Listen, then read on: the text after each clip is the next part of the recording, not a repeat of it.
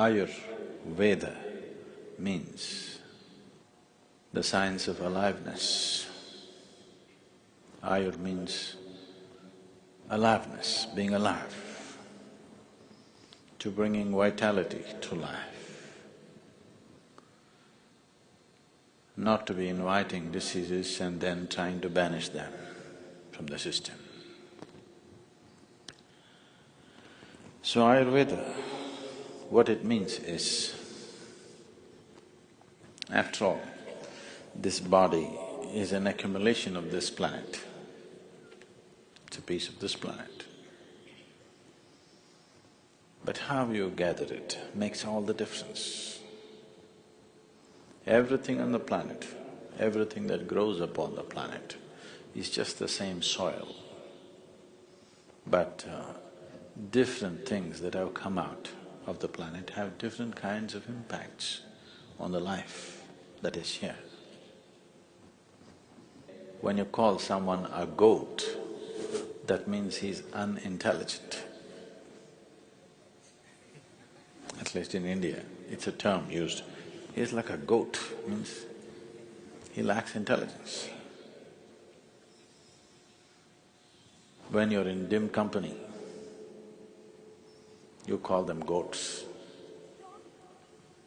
But the goat knows what to eat, what not to eat.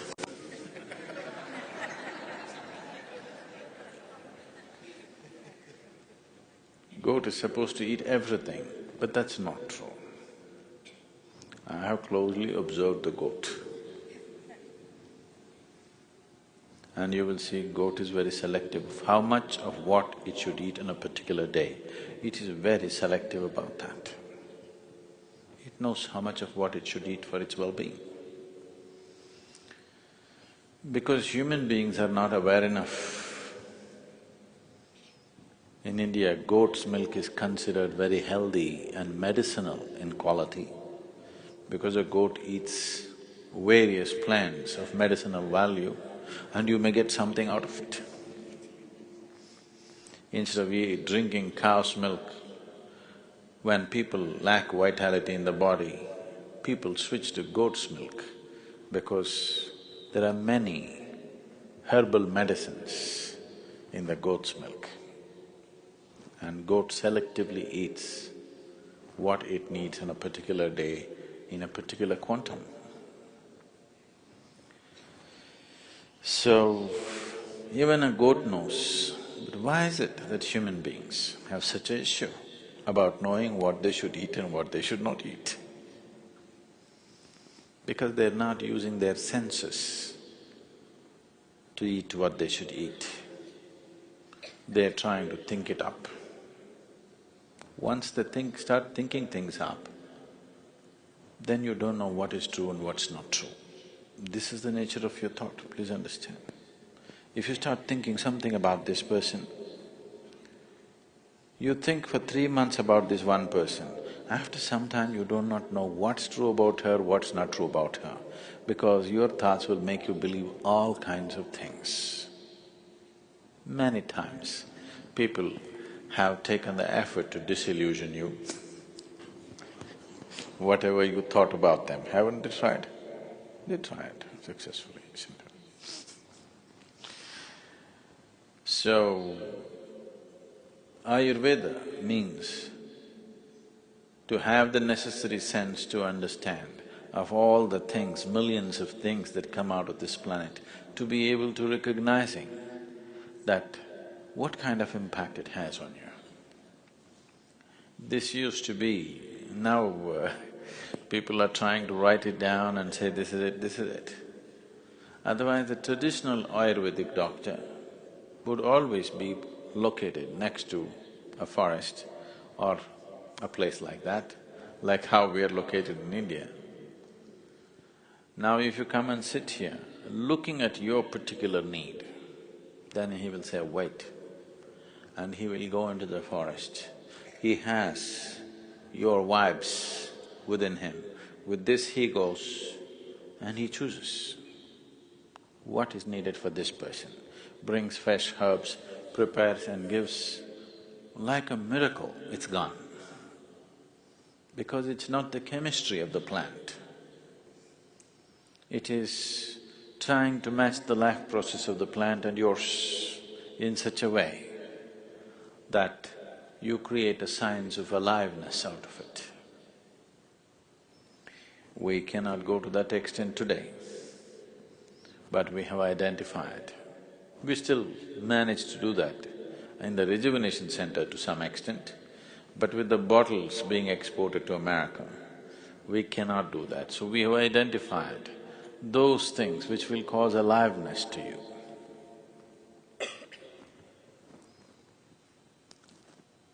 Mind you, aliveness, not stretching your life.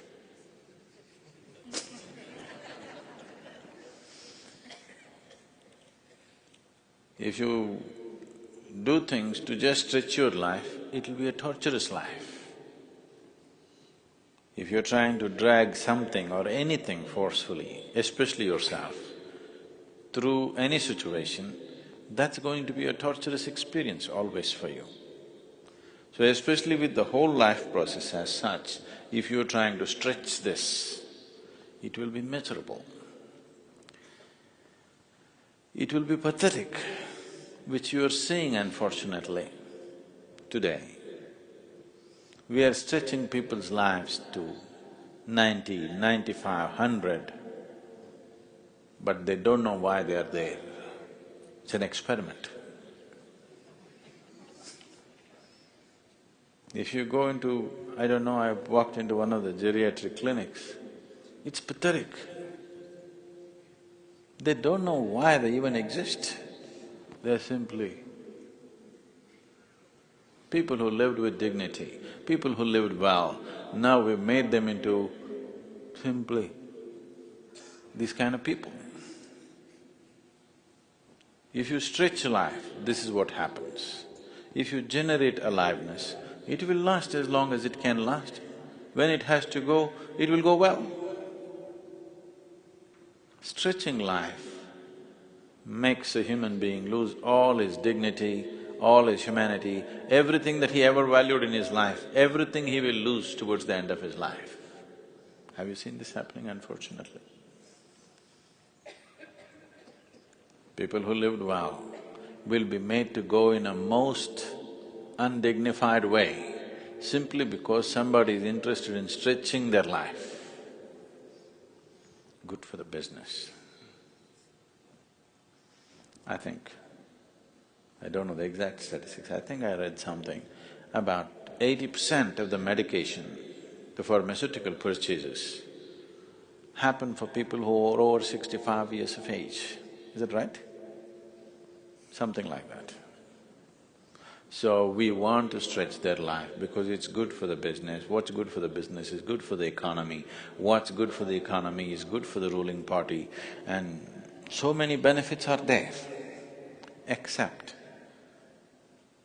the value of human life, everything else is good. So Ayurveda is not about stretching your life, it is a science of aliveness. This is a chemical soup. Only when the soup is like that, tastes good. A little more of this, little more of that, it's no good. So, Ayurveda is that to just to get this chemical soup right so that it throbs, it pulsates with life, not about stretching life. So these are not really medicines, these are all things. If people who are cooking were aware, as they used to be, it was very common. If when my mother was around, if the children, one or two of them are running temperature or somebody's having a stomachache, somebody's having something, means she knows what to cook today. Now, today's mothers, they can only run to the doctor. They have no clue what to cook today. They'll do an MRI, stomachache, MRI.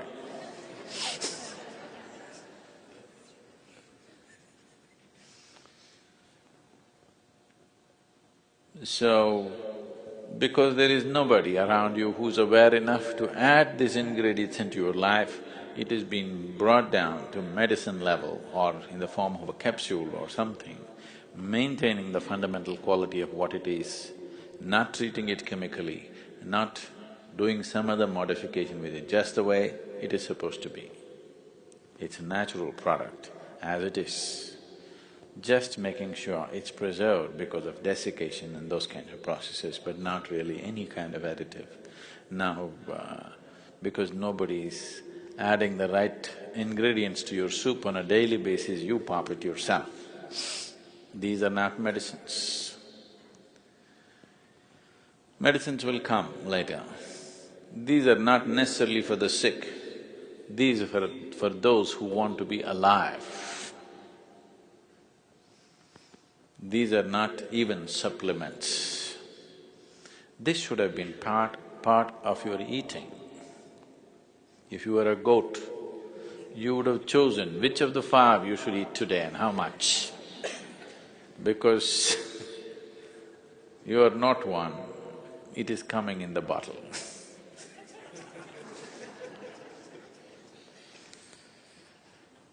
Medicines will come later. Ayurvedic medicines are different. Herbal additives are different. If you lived in nature, many of these things would have naturally been part of your diet and it would have worked very well. But now that we eat out of a superstore, we are eating out of a marketplace, not out of nature. Because of that, these things have to be added, and I think it will be a very important addition, particularly to the western part of the world. Genuine herbs which can make a difference in one's aliveness. And you don't need health, you need aliveness. If this is alive enough, it will create health. The one who is here, if he is alive enough, it will generate health. You don't have to every day calculate how much of what. If this is kept alive, health will be a natural manifestation of that. So, Isha Herbal is one step towards this. On a different level, we laid the foundation stone for Isha Arogya hospital very close to the ashram, which is a combination of allopathic, Ayurvedic, Siddha Vaidya and yoga and naturopathy. And Isha Arogya pharmacies, also the first one opened in Salem. We are planning to open about 125, a chain of 125 stores like this, where there is an allopathic doctor, a Siddha doctor.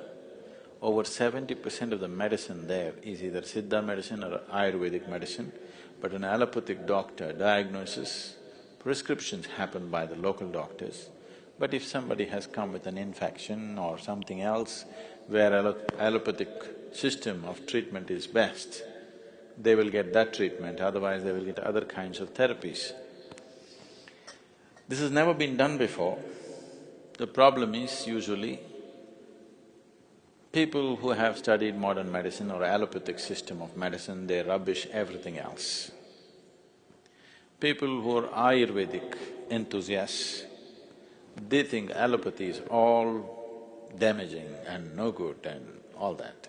Siddha people think Ayurveda is still immature. Like this it goes on. Everybody is committed to a system. So when I put these 5 systems together, including homeopathy and Unani and everything, 5, 6 systems together, people said, how can this work in one place? So I told them, I am not committed to any system. I am committed to human health. That's why all of them in one place.